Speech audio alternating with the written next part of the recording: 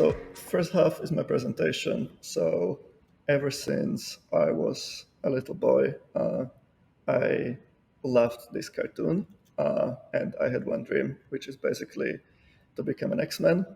Um, and it wasn't until much later on that I came across biohacking. Um, I'm sure that you all have heard this term before. There are many different definitions of biohacking. My definition of it would be it's anything that has got something to do with enhancing your body or your mind. So, yeah, I wonder who can tell me who this gentleman is. Probably everybody here can. So, his name is Eliot Kipchoge. He is the first human ever to have run a under 2 hours marathon, which is an amazing human achievement.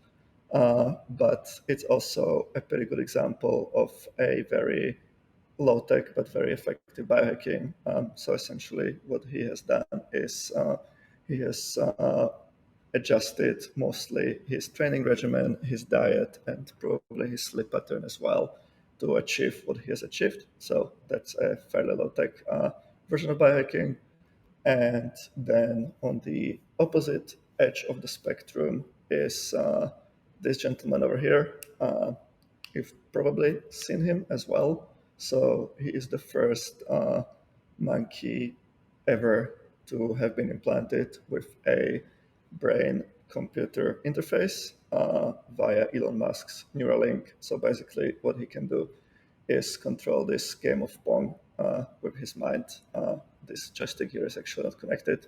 So that's the ultra high tech side of the biohacking spectrum.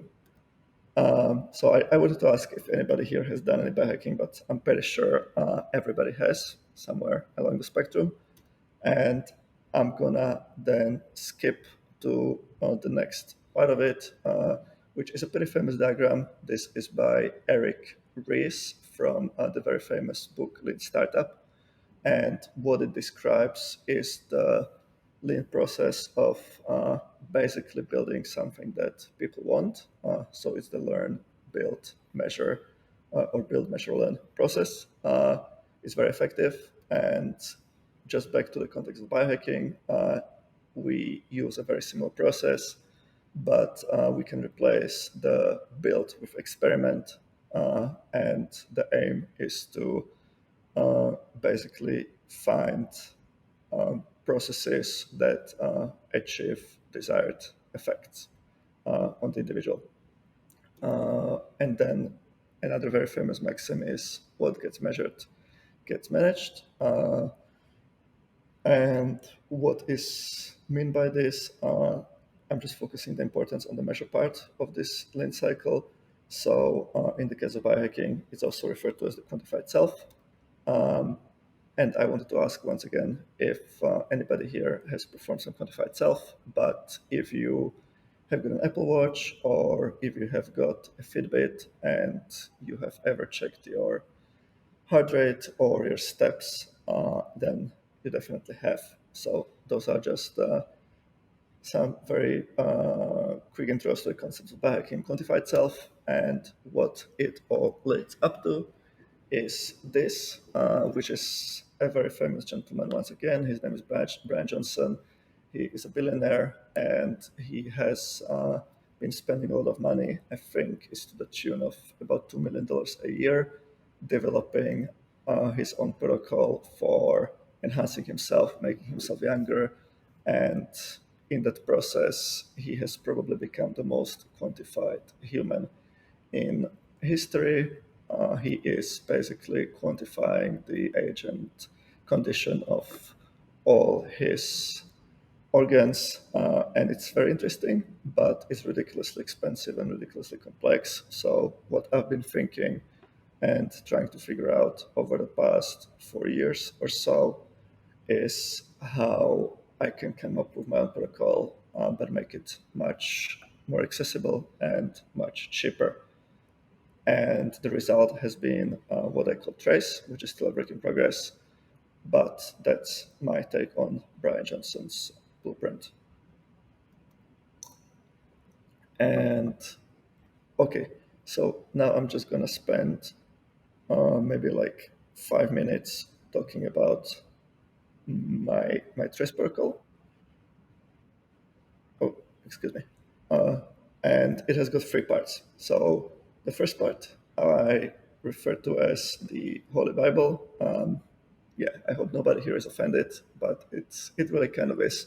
So what it is in a sense is this massive, big ass Google sheet, which aggregates and tracks all the different data that I'm collecting. The data at the moment is about 100 different biomarkers, and collecting them through a number of different smart devices. So I've got my Oura Ring, I've got my Garmin smartwatch, I've got my Freestyle Libre glucose monitor, I've got my smart scale, I've got a couple of self-tracking apps, so namely MyFitnessPal for tracking nutrition, and then Delio app for tracking things like what supplements I'm taking or my state of mind, my mood, my energy levels, stuff like that.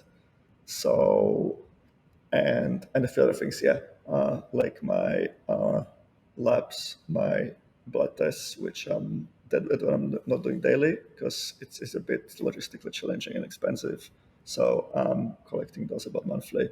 You can't see it here, but yeah, this is just a small preview of this big ass shit, which I call the Bible. So that's uh, that's part one of Trace. Now, part two, which is also very important. So this I call dashboard. And why the dashboard? So basically, just like a pilot in a plane has got this dashboard, which enables them to see the condition of the plane inside and also what's happening outside in an overview, and allows him to fly the plane safely and effectively. So I've created this dashboard, which links to the Bible, but it just draws and aggregates the most important insights that I want to see in real time. So here I've got selected the most important biomarkers that I care about, and it automatically calculates the averages for each biomarker over the course of the past 7 days, 30 days, 1 year, and a lifetime average. And some conditional formatting shows me color spectrum from green to red, uh, which tells me at a glance if it's trending in the right direction or in the detrimental direction. Most recently, so for example, in here I can see that let's say my stress has been constantly trending towards improvement, which is really good. But my energy level has been, yeah, trending in the wrong direction, down consistently, which is really undesirable. So this is very actionable. This tells me that there is something I need to address and improve here. So this is the dashboard, and then part three, the final part, I call the revelations. Yeah, it's another biblical metaphor. So sorry, but not sorry. It kind of makes sense. And what this is basically just showing me and calculating correlations between different pairs of biomarkers that I'm collecting. This is just a very small snapshot of those correlations. In reality, I'm calculating hundreds of them. And yeah, this is just a curated selection, also ordered by magnitude of correlation. And in this column, it's showing me the direction of the correlation. So for example, let's look here. There is a big, actually a huge negative correlation between my blood ketone levels and my heart rate variability.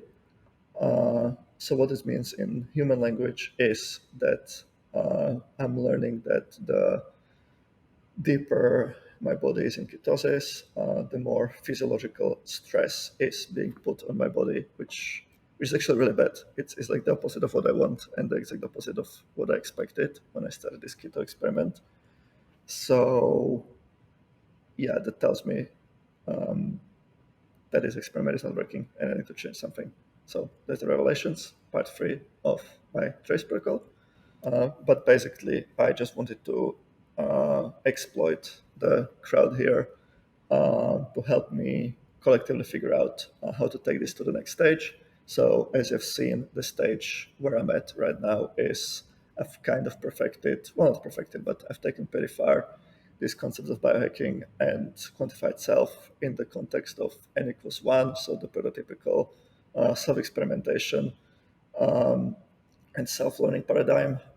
And I would love to kind of take the next step and tap into the hive mind of the crowd and use some of the decentralized science tools to to really take this further and develop this into something that can be used and shared as a resource by the crowd, not just by me as an individual.